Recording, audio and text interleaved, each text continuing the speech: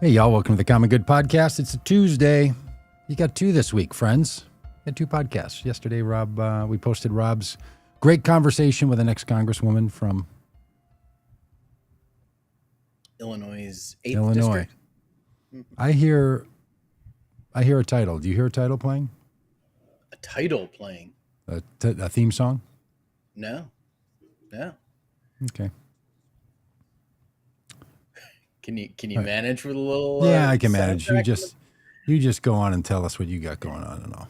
Yeah. So I am. If you hear a little background noise on my end, it's because the city of Springdale is out in my cul-de-sac right now, right outside my window. Really? For almost probably a year plus, we have had water running down our street. It started out just on our side of the street, and like whenever it would rain badly, we would have this stream of water running down the side of the street, and then it got to the point where if it would just rain a little bit, we would have a stream of water running down the street, and then the stream of water was running down both sides of the street, and we called the city months and months and months ago and said, and I checked our water bill to make sure it wasn't, we didn't have a water leak. Okay. Called the city months and months and months ago and said, hey, I think there's a water leak in our, under the road under the street in our cul-de-sac. And city sent some guys out and they painted some stuff in the cul-de-sac. And then a couple months ago, some guys came out and repainted the stuff in the cul-de-sac. Well, right now, the guys are here. Oh. And they have cut a big hole in our cul-de-sac. And they are down there, and a couple minutes ago, water was spraying up out of the big hole in the ground. And really? So maybe the city's finally taking care of things here. I love it. You know what else I love? I love the phrase "a hole in our cul-de-sac." It's just that combination of words I have never enjoyed. I've never heard of. Hey, I'm doing something different today. Yeah. What's that? I'm wearing a shirt with all kinds of prints on it. Can you see this crazy thing? This is like the shirt that, some people wear where they order one off of a website as opposed to picking one from a store. And it has so much it's got a lot imagery and words, and a full paragraph of text. Yes. Two sentences. It says, I play guitar because I like it, not because I'm good at it. It's just you bought that for yourself? I did. I bought this for myself. It seems like the kind of thing that you would get as a Christmas present from a grandchild. Like a prank joke, you mean? Like, hey, Pappy, you're not really. No, not even a joke, but just that seems like a Christmas present from the grandchild. I love this kind of stuff. And I've never owned a shirt like this. I feel like the next thing I'm gonna do is get a pair of those jeans that have the embroidery on the pockets. They're snazzed up, like the way people snazz up in the 70s. Bedazzled. Yeah, bedazzled. Yeah. Little rhinestone on there. Yeah. It's a whole thing. And it was in my closet, and I've yet to wear it. I've had it for months, and I've yet to wear it because I'm like, there's never been the right situation, first of all, where you wear a shirt with this kind of design aesthetic. And then, with what it says, it's also sort of particular. You got to be in a certain environment to describe your guitar playing in airbrushed, faded colors. Yeah. But I thought maybe the podcast today, because of the topic of Donald Trump's vanity destroying this country and how we're all being harmed, how one little grain of sand can do so much damage to the gears of justice, this guy. Yeah. So. I wore my Rob for Congress T-shirt out in public the other day, just randomly, not to a campaign event, just, out and about. And I got to tell you, felt a little weird. But especially when you're at a place and they said, what's your name? And you said, Rob Ryerson. Yeah, that's right. Also, I don't know if you know this, Doug, but I know we haven't talked about Shiny Happy People yet. No. And it's season 2 is now out on Amazon Prime, and Prime Video, and people can watch season 2, which talks about teen mania. And I was telling someone yesterday, I'm really glad teen mania happened when it did and not 10 years earlier. Okay. Because if it had happened 10 years earlier, I probably would have been at the Honor Academy. You would have been all in. Oh yeah. But I think we had mentioned some people we know that are in that documentary. I don't know them, but I loved seeing Ray Boltz's kids. Absolutely fantastic. I didn't get that far. I got into the first episode and then just couldn't keep going. I stopped. Yeah. It's well, we should tell people for what it's about. Let's give people a little background in case they're not up in So the first season of Shiny Happy People was about the Duggar family, famous for having a whole bunch of children, and their relationship to Bill Gothard, who was a influential fundamentalist preacher who had an approach to family life and rock music and all of it that turned out to be, pretty abusive, both in teachings and also in behavior. Yeah. And so the first season of Shiny Happy People kind of exposes the connection between the Duggars and Bill Gothard and the Institutes for Basic Life Principles. Season 2. And it's documentary style, like interviews with people and some little cutaways, that sort of thing. Yeah. And season 2 is about teen mania, which was the brainchild of a guy named Ron Luce, who basically wanted to use rock music, contemporary Christian music, to get teens excited about their faith. It went from a series of festivals with concerts and him preaching to the development of a Honor Academy, which is kind of a 1-year college, in quotation marks, in East Texas. Someone should really check what's in the water in East Texas, because holy cow. Hey, Rob, you're getting a lot of sound, wind-like sound when you talk. Do you know where it could be coming from? Is it gone now? It's gone now. Oh, was it a fan blowing on your face? I turned my fan off, yeah. I was trying to figure it out on my end. I'm like, where is that little thing coming from? All right, that's better. Sorry about that. Yeah, so we need to check the water in East Texas, because holy cow, so many cults in East Texas. But then the Honor Academy turns into, after the Columbine shooting, turns into what they call battle cry, which is essentially wanting to raise up an army of teenagers who will take the world back for Jesus, take America back for Jesus. And it leans very heavily into Christian nationalism. And there's people that we know in it. Ray Boltz's kids are in it, which is a real joy to see. Not that I don't know them, but they were really fantastic to watch. We have one of our bus mates, Joel Herbert. His lovely wife is in it. Danny, Danny, and Sarah McCammon, a friend of the show, of the place, yep. And Dylan King, who I smoke cigars with. Oh, Dylan King is in it. Okay. Yeah. Well, I don't know if you know who Dylan King is, but literally a guy I see every day at the cigar shop. We sit next to each other. We chat about why is he in it? What's his wife, Amy, is a cousin to the Duggars. Okay. And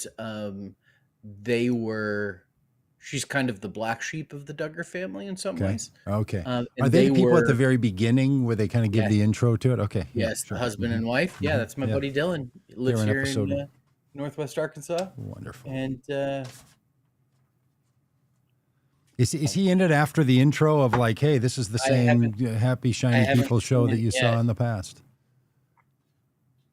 I haven't seen him yet. Sorry, my lovely wife just showed up in the podcast studio to ask me if I had $5 in cash, which I don't. Oh, well, that's all right. So, yeah. Everybody else listening to this is just doing the regular old life. Why shouldn't we? You know? Well, the reason here, Doug, the reason why is because she's got to give somebody change Oh, because that person is purchasing our stove.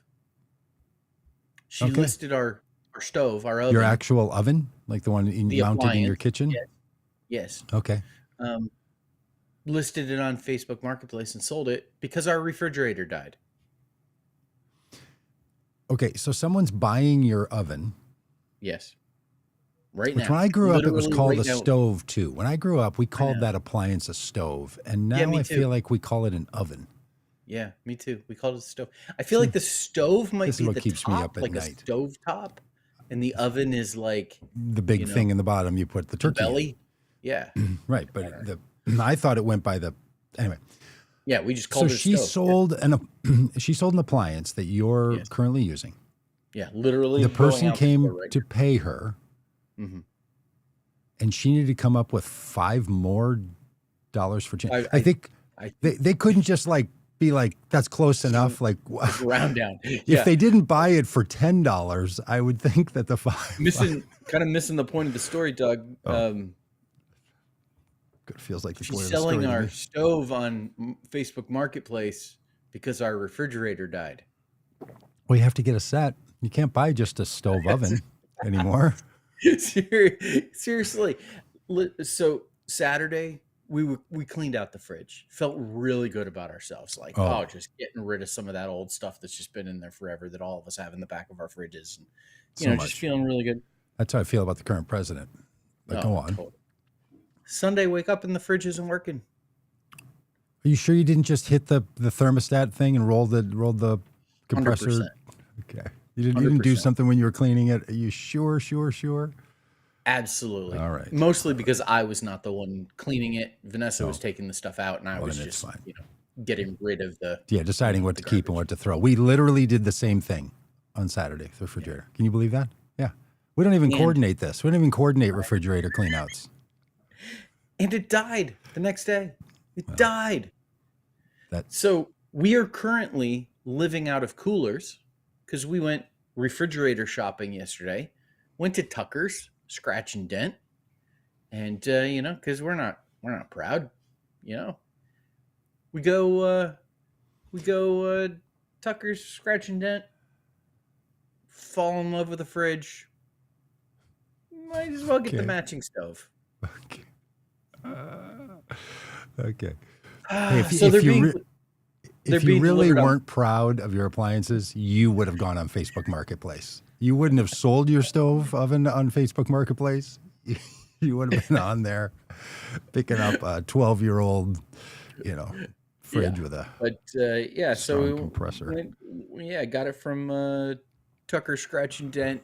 It's being delivered on Thursday, which means we're living out of coolers. And now, apparently, we have no stove. We will not be baking a turkey between now and Thursday. You're camping. Yeah, you're gonna live simple lives. No, you're gonna eat out a lot. You got to factor that in. The price of the stove, oven, refrigerator combo. You got to put in there about seven eat out meals. My goodness. Hey Rob, a couple of weeks ago, you brought up on the podcast that so much of what Donald Trump is doing is because he is angling to be the recipient of the Nobel Peace Prize.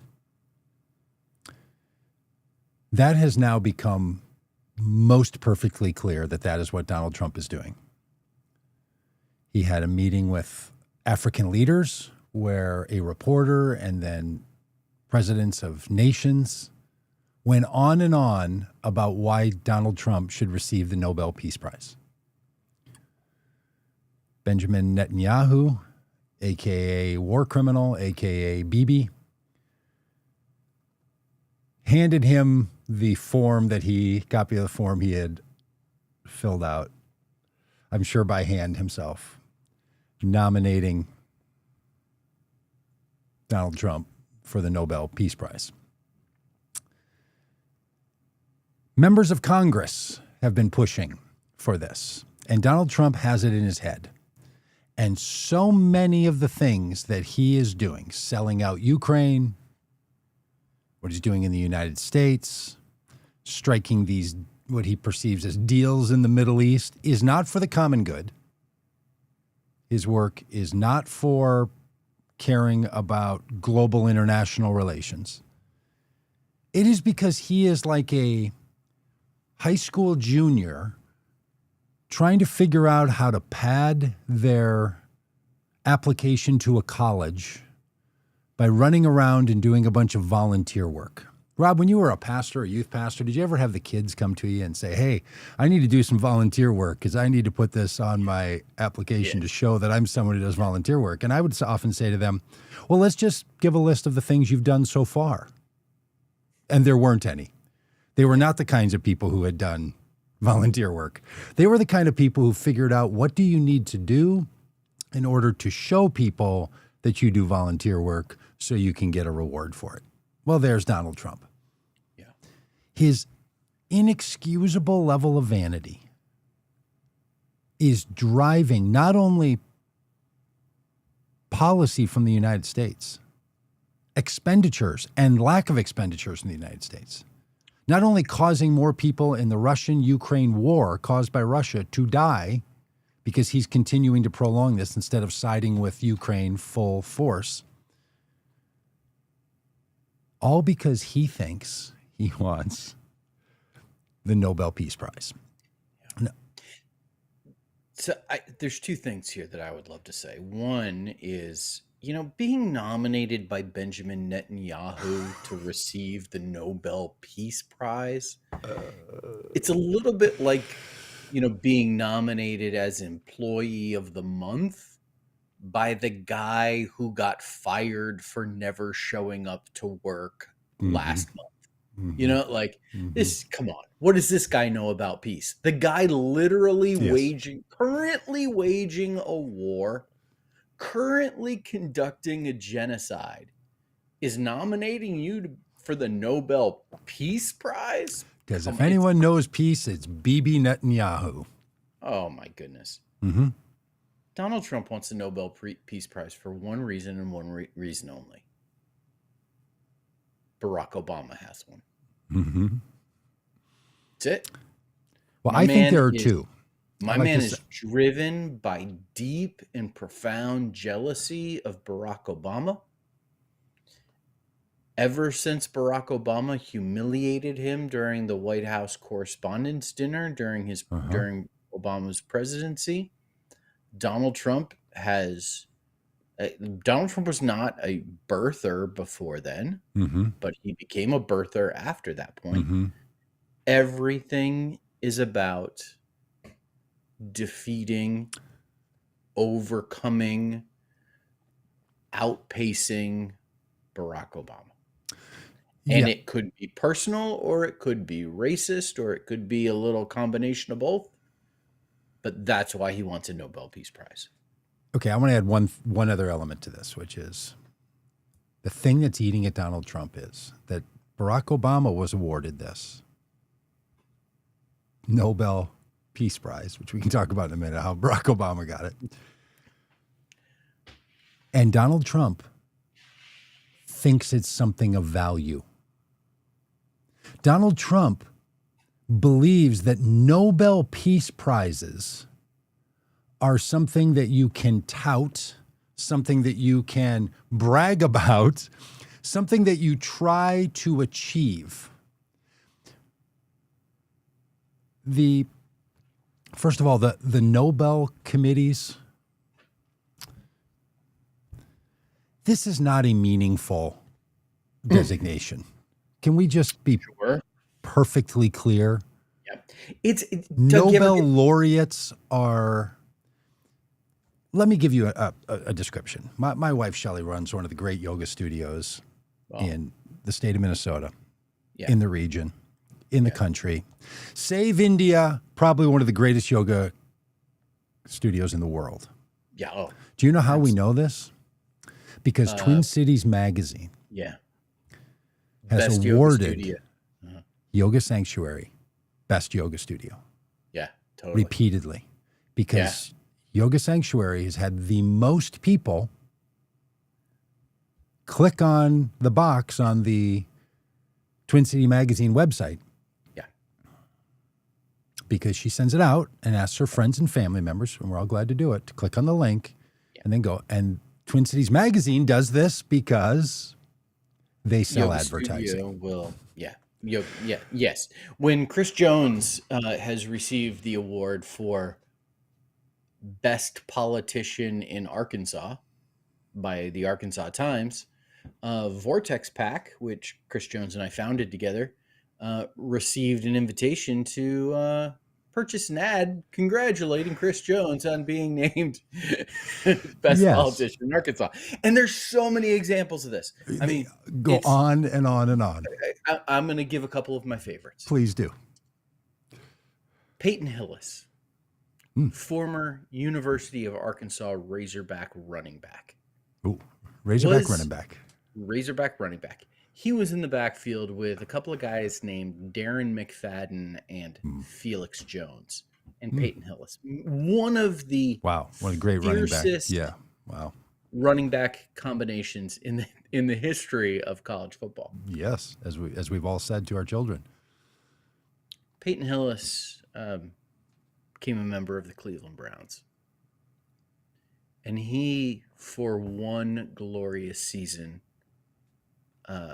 ran all over NFL defenses. Okay. And it was amazing. Arkansas's own Peyton Hillis just destroying people. I mean, the Browns didn't have a winning record that year. I don't think they went to the playoffs. They certainly didn't go to the Super Bowl, let alone win it. But there was one wonderful Peyton Hillis season. I mean, it's not like the greatest season in the history of running backs. I think he had 1,300 yards that year, which is, 1,000 yards lower than the record and wasn't even the top yard getter of anybody.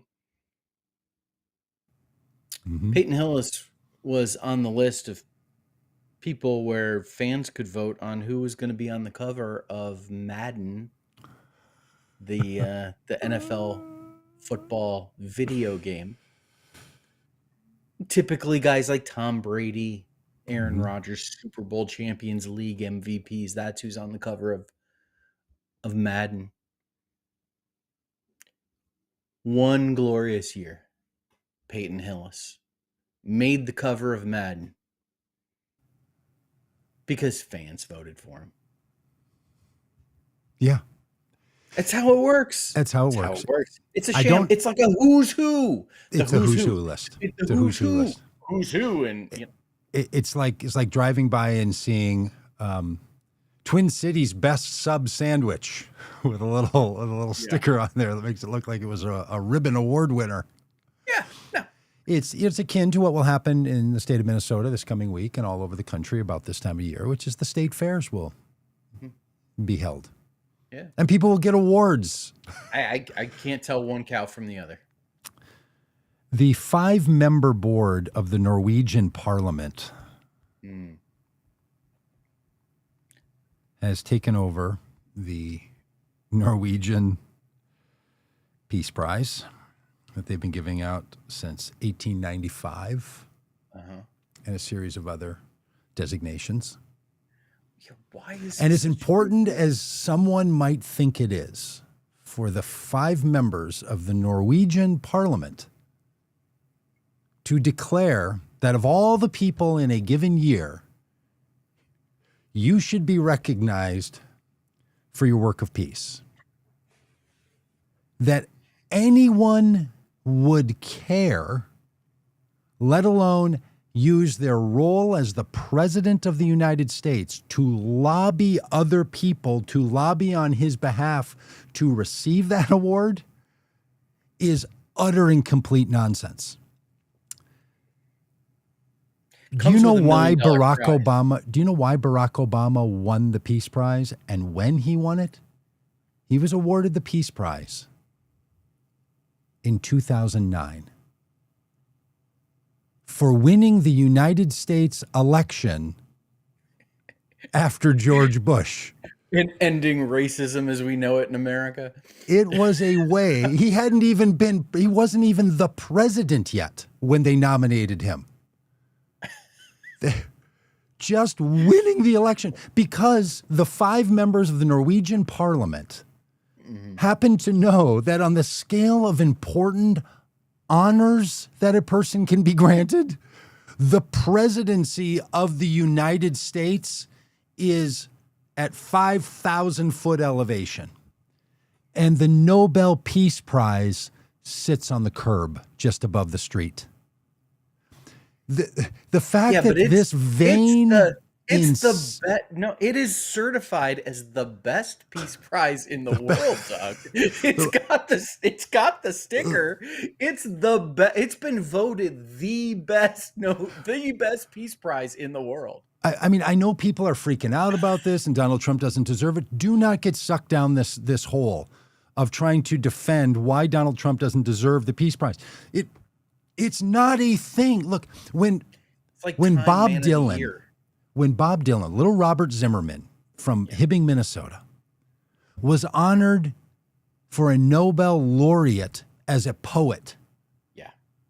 He didn't go to get it. Yeah. He's like, okay,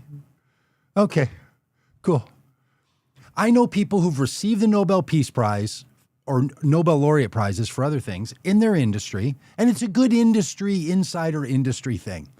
They'll get a phone call. They're like a physicist, and they'll tell these stories. They'll get a phone call, and they can't believe it. And they're like, wow, I did that work 20 years ago. It's nice to be recognized. It's the virtual gold watch of thanks. It's below being inducted into a Hall of Fame. The reason we don't have a Hall of Fame for presidents is because it's already a unique list of someone who performed a duty that was honorable. And because he's so dishonoring the presidency, he wants something else to make his presidency seem valid. And this is not only fundamentally un-American. When an American president wants the validation of the 5 members of the Norwegian parliament and not the approval rating of the U.S. citizens, it's vanity that has reached a level of insanity. I should receive a Nobel laureate for that poem. Rob, let me just show you. You gotta hit Yabbitt's. I'm sorry, you gotta hit Yabbitt's comment. Oh, Yabbitt's just said Norway's finance minister Bjorn Raffensperger was asked to find just 11 votes. Good one, Yabbitt's. Hey, here's a quick list, if people can see their screen, of the Nobel Peace Prize winners since 2009. See if you recognize any names on the list. Shall we? Barack Obama. Now, I had to pull up an entire list of pronunciations because some of these names are from languages that I don't speak, and the language I can't even find the list now. Then there's a human rights activist from China. Yeah. Then 3 people who did women's rights work. Then the entire European Union in 2012. The European Union gets a Peace Prize. Look, here's the point, friends. The Peace Prize is not like everyone got together and decided who is the most peaceful man in the world, who is the Prince of Peace.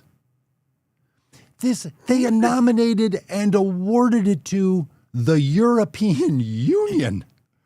Keep going with this list. It's remarkable. 2 other people who championed children's rights and education. To the Tunisia Quartet, which built democracy. Which what kind of quartet is this? I think what kind of quartet? 4 people who did some work in Tibet. Okay, and ask yourself. I refuse to believe that. It has to be 4 people singing together. It has to be. It really should be, because if not, they've again just missed a great opportunity to really use the Nobel signatures to say something important. Juan Manuel Santos, he ended the Colombian Civil War. Good job. Hey, good for him. People who fought sexual violence. Abiy Ahmad, who brokered peace with Eritrea. I can, Oh, Isn't that the company that checks like the website listings and like you've got to register your name and address with ICANN? no, it's the Anti-Nuclear Coalition. Oh, I think the Again, one the I'm thinking of has International Center of Anti-Nuclear something. ICANN, the because they give the Nobel Peace Prize to unions, quartets, and an entire organization. This is not people liking you, Don. It is so insane. You know why Barack Obama got it? Because he won the presidency. You know what you did? You won the presidency. Barack Obama won it twice. You won it twice. That's that. It's a bigger deal than the Nobel Peace Prize. And if this man, honestly, if he wasn't spending U.S. resources, important time with world leaders, and his own lobbying of members of Congress and members of his administration to try to get this done, who would care? That a vain, old, failing man wants someone to like him. Fair enough. But he's using the power of the presidency that we, the American people, put in his hands with the most unique power in our nation. And what does he spend his time doing? Trying to figure out how the membership of the Norwegian parliament will look favorably upon him. America first, Don. And America says you don't deserve our adulation, let alone a prize. You know what prize you deserve? A moving truck to get your stuff out of the White House. Step in front of the cameras, put on your big Richard Nixon boots, and if you don't have any, ask your buddy Roger Stone. He'll bring some over and say, I hereby resign the presidency, effective noon. Then you will receive the adulation that you want, because apparently it is insatiable for you. You decide to get into politics and you win the presidency twice, and it's not enough, because that's what the sweet tooth of vanity does. It's insatiable. The World Food Program, Rob, in 2020. Donald Trump wants to be recognized as if he is the World Food Program. And side note, what has he done? Not a thing. He promised us day one. Day one. He was going to end before he was even inaugurated. He was going to have it ended. The war in Ukraine and Russia. Yeah. And now he went, met with Putin and basically said, hey, Putin, what do you need? We'll give it to you. Came out, and just like he did in Helsinki,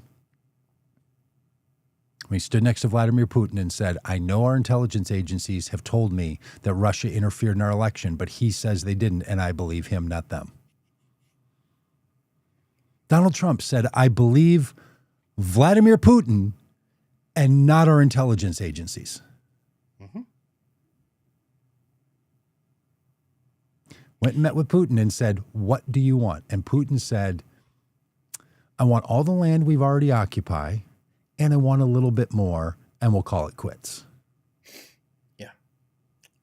We need to send Vanessa there, who negotiated a $5 increase in the sale of that stove, which is why the person had to break a 10. She had to come up with a $5. Yeah. So, I mean, vanity has collateral damage. You think about the stories we tell ourselves about the people who are proud and what happens with them. It's King Nebuchadnezzar and the disaster he brought on both himself and Babylon because of his vanity, walking around on his roofs talking about how the great country that he had built. King David, as I think about kings walking around on their roofs, as Donald Trump did last week while we were on this very podcast, walking around the roof of the White House, wandering the roof. Listen, bad stuff happens when leaders go walk on the roof. I can't tell you how much I wanted him to fall off that roof. I didn't want him to be. I didn't want him to be injured. Yeah, I just but wanted him to fall. the vanity of you've got the story of King Nebuchadnezzar walking around on the roof. You've got the story of King David walking around on the roof, sees Bathsheba, goes and takes her, rapes her, has her husband killed. All of like this vanity isn't just confined to one person. Osama bin Laden's a great story. I walked around on the roof and the drones caught a glimpse of him. Yep. There you go. Don't mind finding some parallels between Donald Trump and some other people. Yeah. When a leader like Donald Trump is overcome with vanity, it only brings about it, like the collateral damage will be bad for the rest of us. It's going to be bad for the people of Ukraine. It's going to be bad for the people of the United States, and all of it. And who would? And here's the thing: there are some things for which somebody can be vain about, some things somebody might want to pursue. Mm-hmm. The Nobel Peace Prize. Donald Trump cannot name a recipient of the Nobel Peace Prize other than Barack Obama. I am as certain as can be. And if you told him it was ICANN, he wouldn't know what that meant. If you told him it was the World Food Program or that it was the European Union, he wouldn't have a slightest clue of any of that. We all know that. He doesn't know or care. He just thinks it's something that someone told him is a big deal and he should have it. Yep. Now, look, you don't have to earn it to get it. Barack Obama proved that. Yep. The European or the Norwegian committee made a point to the United States about how much they did not want a continuation of Republican presidency after the 2008 election. So they gave this international recognition award, attaboy, buddy, to Barack Obama for having done nothing. Like, truly, I voted for Barack Obama, big fan of Barack Obama. He's welcome on the podcast anytime. In fact, if he's looking for a co-hosting slot, we've got a room for him. He didn't earn that. Yeah. The thing that shows what a ridiculous narrative it is, and I'm not taking anything away from the people who've done great world peace, but the selection of the recipient of this thing, it's not something a president should be thinking about. And when Barack Obama went and gave his acceptance speech, he was like, okay, point made. We got you. But you just devalued this thing into what is essentially a happenings coupon level of value. You ever had those happenings books, the little books that you buy and you get to buy one, get one free? Yeah. Every time a restaurant shows up in the happenings book, which if you don't know what those are, friends, is where you buy a thing that, a little booklet and it's full of a bunch of coupons and you can use them up at your local malt shop. The kids' school or something. And there's 5,000 restaurants and things in it. Yeah. Whenever you're looking through the happenings coupon book, it's never a restaurant you want to go to. And your wife says to you, what are you doing? And you say, well, I was just picking a place for our anniversary dinner. No. I don't want to pay full price for the anniversary dinner. But if it's in the happenings book, it's already become diminished a bit. After Barack Obama's award of the Nobel Peace Prize, okay. All right. That's what it takes, is just not being a Republican and winning the presidency. Okay. So Joe Biden should have been granted it. That would have really just stuck it. His pursuit of the Nobel Peace Prize has brought about the Alaskan summit with Vladimir Putin, where he rolled out the red carpet, very literally. Military flyover. He it was all very grand and wonderful. And I'm sure Sarah Palin could have seen it from her house and produced nothing. And then, quickly on the heels of that, Donald Trump summoned Zelensky, the president of Ukraine, to the White House. He was joined by just about all the leaders of the European countries. Mm-hmm. Nobel Peace Prize winners, by the way. Not them. Their countries.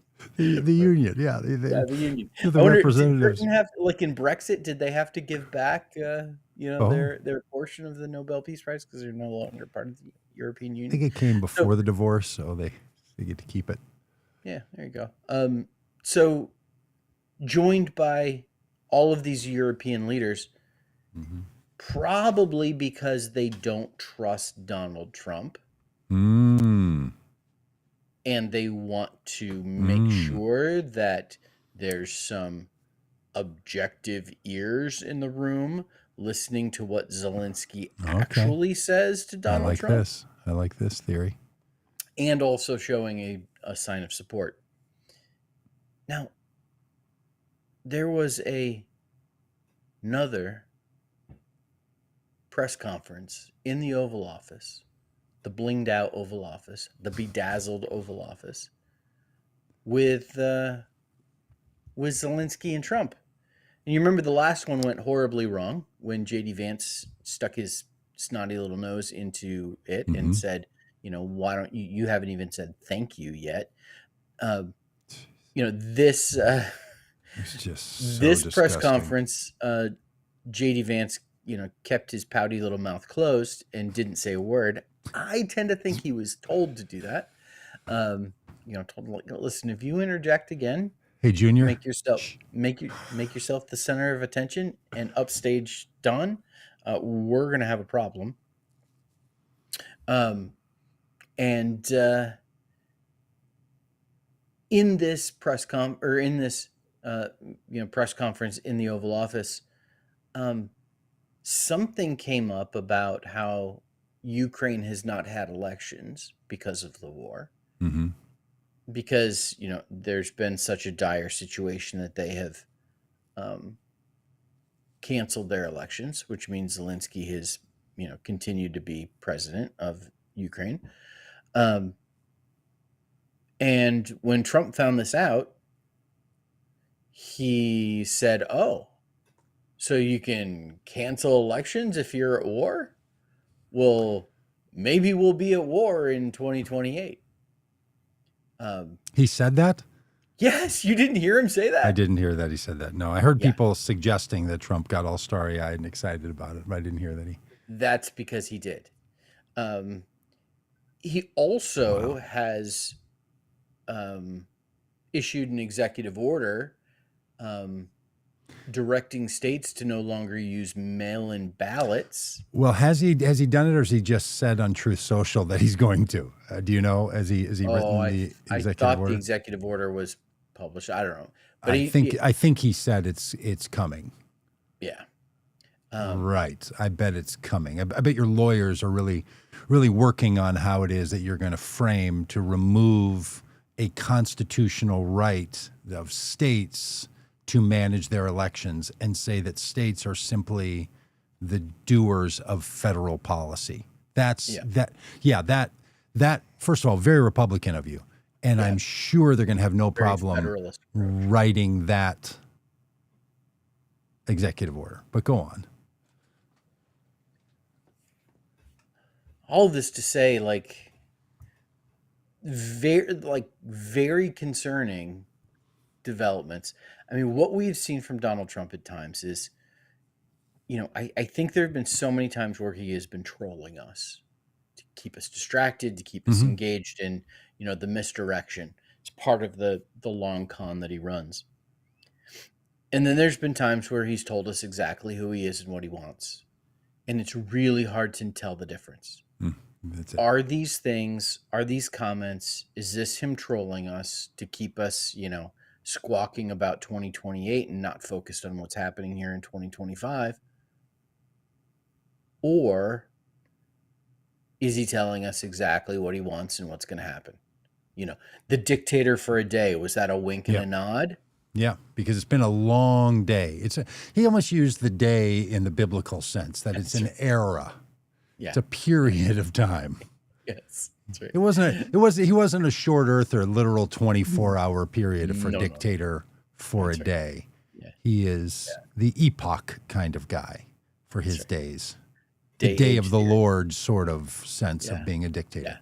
I mean, and truly, you could say with the Lord, 1,000 years is like a day, and a day is like 1,000 years. As it is listening to Donald Trump drone on. Look, for all the people who said this is the worrisome stuff that Donald Trump will do if he becomes the president again, there were a lot of those people. We were among them.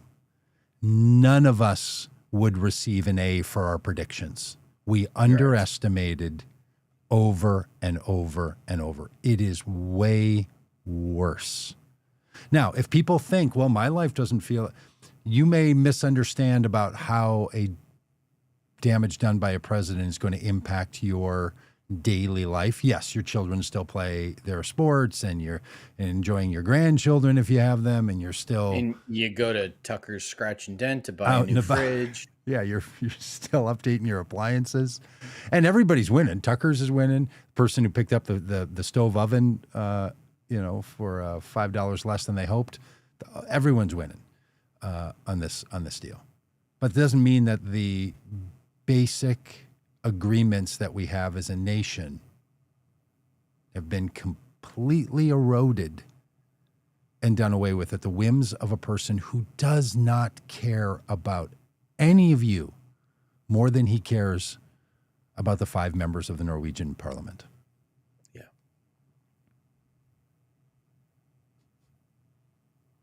Think he could run for president of Norway? Do you think there's some reason he wants Norwegian? Okay, look, he's not going to cancel voting by mail. That's not going to happen. The United States Congress would be required to limit any elections that the Constitution says have to happen on the first Tuesday in November. They are going to happen. Yeah, elections weren't suspended during World War I and World War II. Or the Civil War. Or the Civil War. Or the War of 1812. Or the Vietnam War. Or Iraqi freedom. Desert Storm. Or the war on gingivitis that Listerine has been under for...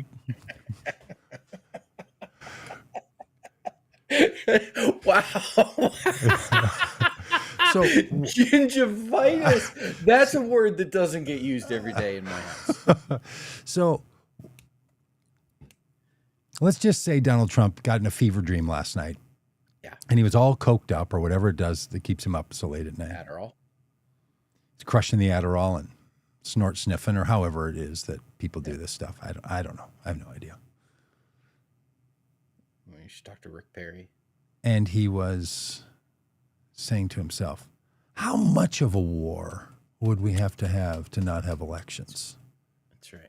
Let's take a peek at Ukraine. Do you know why Russia continued to have elections in this period of time? Because their land is not being attacked. Yeah. If Donald Trump thinks we could go to war to prevent us from having elections, they would have to be war on U.S. soil. Let's name the wars that have taken place on U.S. soil. Civil War. War of 1812. Revolutionary War.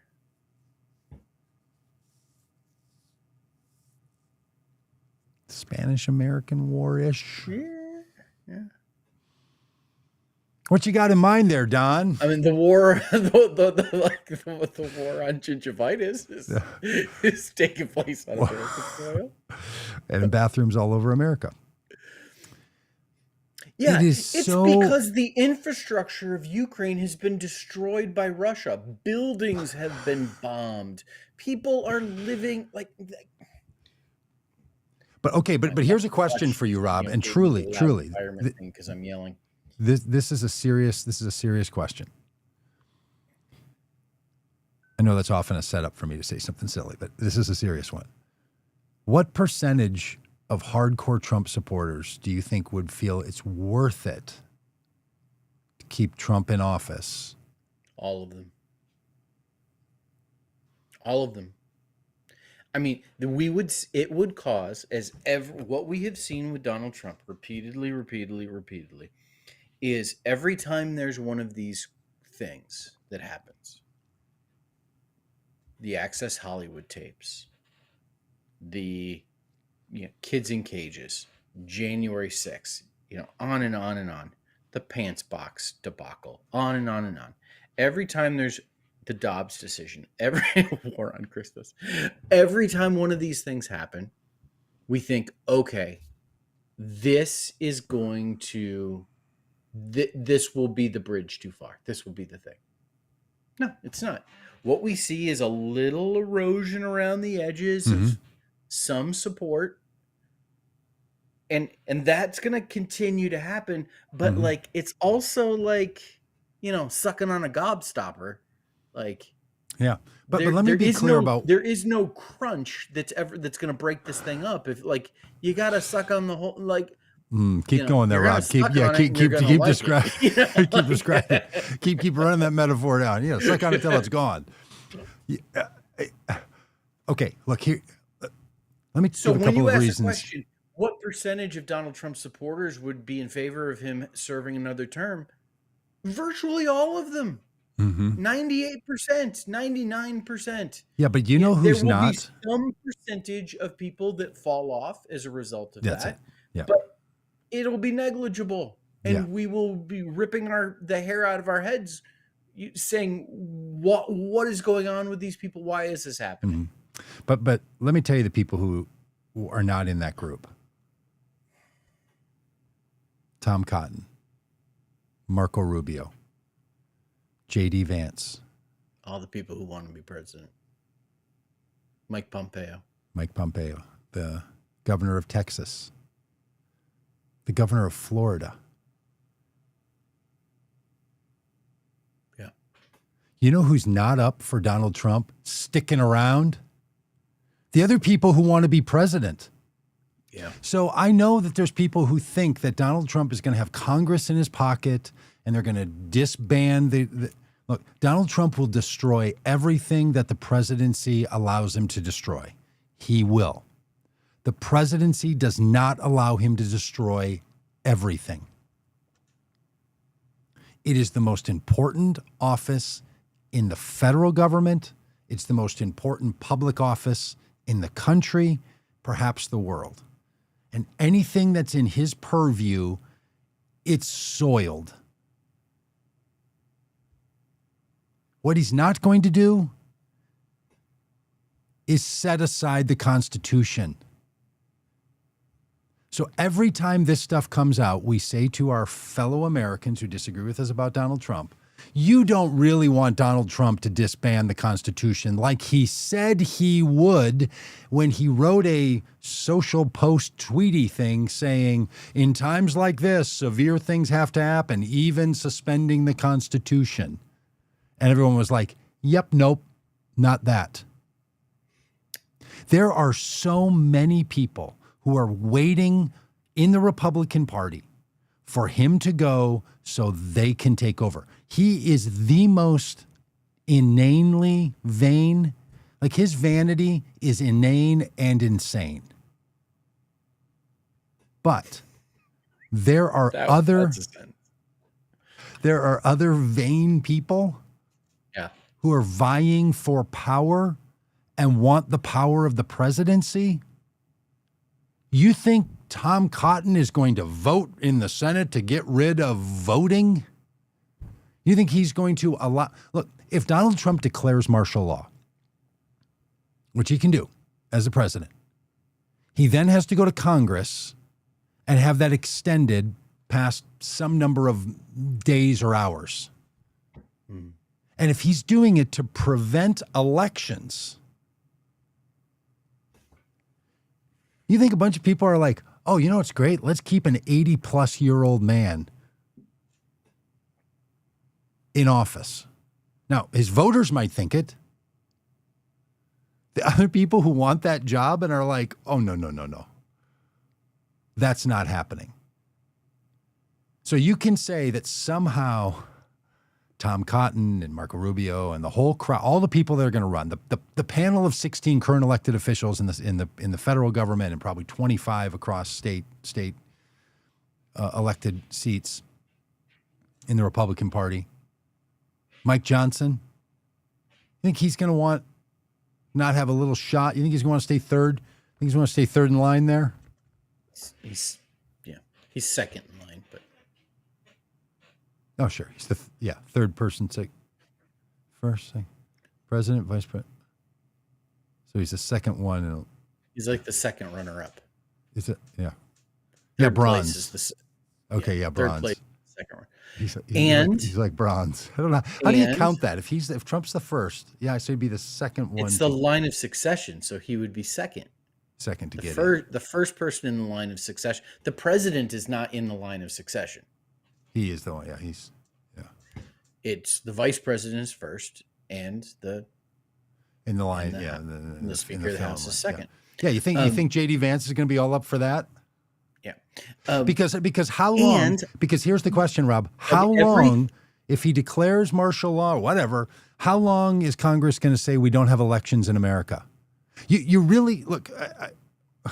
I hope I join the chorus of Trump opposition at the highest of levels. And if there's anything I'm missing about the guy, but if you really think the Republican Party doesn't want any more elected officials and only Donald Trump, you're missing the fact the Republican Party thinks they can use Donald Trump toward their ends. Okay. That is what they've been doing nonstop. And the only thing they're afraid of are his voters. Okay. Everything you have said is true. And I'm going to clip that and make that my ringtone. And what Alex just posted is also true. No one has stopped him yet. Yes, they have. Yes, they have. Court orders have stopped him. The Supreme Court has stopped him. Congress has stopped him. Yes, they have. Not on the things that are uniquely inside the presidential scope. Things that are not, that he keeps trying to do, district courts, federal courts, the Supreme Court, nope, nope, nope. You can't do it. So yes, they have stopped him, and they will on those things. Okay. But what about the next comment? Best viewers on streamboo.com removed the space. Sorry, Alex. This is what you're competing with on our on the many places we get comments. Here's something from Twitch. Fantastic. Oh, and you're getting a little boost on the let's see, on the interview that you did yesterday. Yeah. Thank you. Okay, so I think we're agreed that Donald Trump is vain. Donald Trump is a problem. And hopefully he doesn't bring the whole country and the world down with himself. Is that pretty much what we're agreed on? Yeah, I just want to give a little list. Blocking attempts to end birthright citizenship, stopping the Liberty Day tariffs, halting DEI funding cuts, preserving federal grants funding, blocking federal orders threatening voting procedures, limiting deportations via the Alien Enemies Act, checking executive overreach among energy emergency powers, stopping immigration profiling and immigration raids, freezing executive orders via nationwide injunctions, general high rate of loss in the court. The Trump administration has lost over 90 to 96% of its federal court cases challenging its executive orders. Yes, he is being stopped. He is. And look, if he's not, then we're done then we're done as a nation, right? If the stopping is available and somehow all the system can't. But the other reality is people voted for the guy. More of them each time he was available to be elected.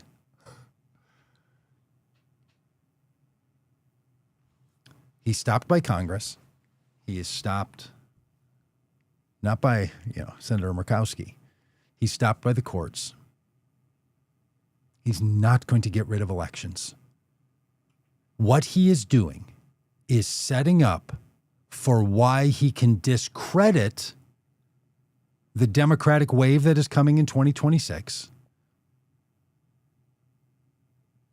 and the pounding that Republicans are going to take in 2028 presidential election. That's what he's up to. He will say it was all rigged. This is all about I didn't lose, we didn't lose, they rigged it. I tried to get rid of mail-in voting. That's where all the fraud is. That's what he's doing. And how do we know that? Because that's what he did. He did it in 2020. He did it in 2018. He did it in 2020. He said about it in 2022. He even claimed it in 2024 until he won. And then he said it was fraudulent in the states that he didn't win, but not in the states that he did.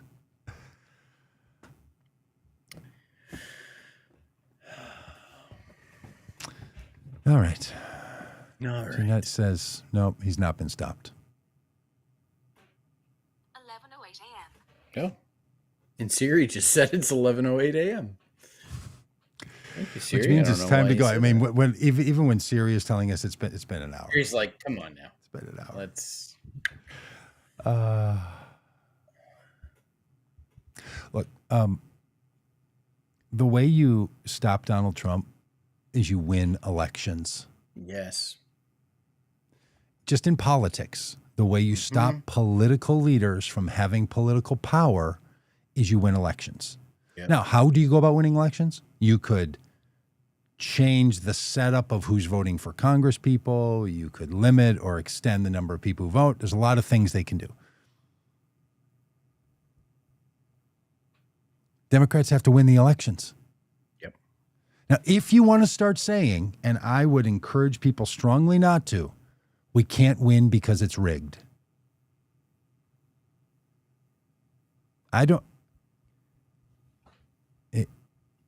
If we devalue the validity of United States elections,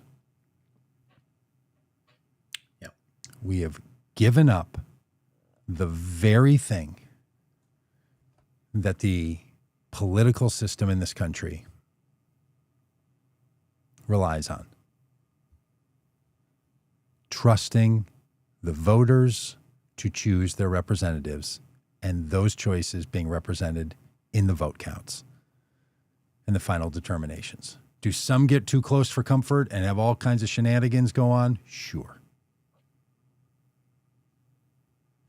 But if we just say we can't win, they're going to gerrymander their way into this. Look, right now, Rob, what is it? A 3-seat majority that the Republicans have in the House? Yep. If they try to lobby together 15 seats, 20 seats, more favorable to Republicans, and Democrats do what they did in 2018 and win 40 seats, it doesn't matter. You have to win all of the seats possible. And then in the election in 2028, have to do what Democrats did in 2020 and not what they chose to do in 2024. Because the problem wasn't that Donald Trump got more votes in 2024 than he got in 2020. It's that Kamala Harris got less than Joe Biden got in 2020. That was the problem. You know, Trump's number of religious voters went down in 2024 from 2020. He just picked up in other areas. Yep.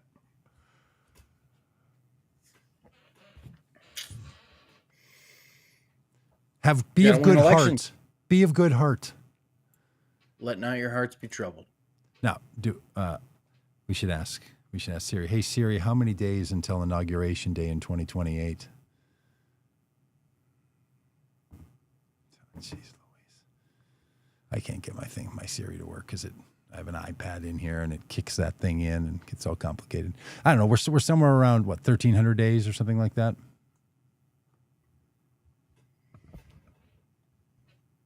Something like that. I don't know. I don't know. You don't know. How many days until Inauguration Day in 2029? The answer, my friends, is 1,250 days, 16 hours, 55 minutes, and 11 seconds. And there will be a new president of the United States, if not before. If Donald Trump comes to his senses and the Spirit of the Lord moves upon his heart of stone, and he steps up and says, I hereby resign the presidency, it will come even sooner. But that will give us J.D. Vance. And in 1,250 days and 16 hours and 54 minutes. 1,250 days. Now, that's the amount of time it'll take someone to get a college education. So, it's not just around the corner. You could earn a master's degree in 1,250 days. You could, I don't know, get pregnant, birth a child, and have a 2.5-year-old by the time that comes around. So, yes, it's a long time. And the amount of damage done by this reckless president will be total and complete for what he can do to the presidency in the United States through the power of the presidency. But if we say we have no kings, that's not only by the choice made by the president and administration, it's also by our structure.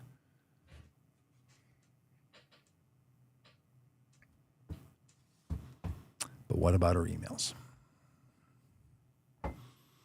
You done? I'm done. Now I'm done. You finished? All right. Thanks, Yabbits. Thanks, Jeanette. Update. I hope I'm saying that right. I'm looking out the window. Edward, hello. The workermen appear to be no longer there, but there is still a hole in the cul-de-sac. Still a hole in the cul-de-sac. All right. Thanks, everybody, for being a part of the podcast. You got 2 this week, special little treats. If any of you are going to be at the Wild Goose Festival next week, so will Rob and I. We're going to be driving Tuesday next week at this time. I was thinking maybe we put on little microphones that could cut out some noise, and we do it from the front of Good Force One while we drive. Might be fun. Mount that camera like on the windshield. That's right. And do a podcast live stream while we drive. Chugging down the road. Yeah. All right, we'll look into that. We'll look into that and see if it's noise and roadworthy. All right, friends, we'll talk to you on the flip side. Bye.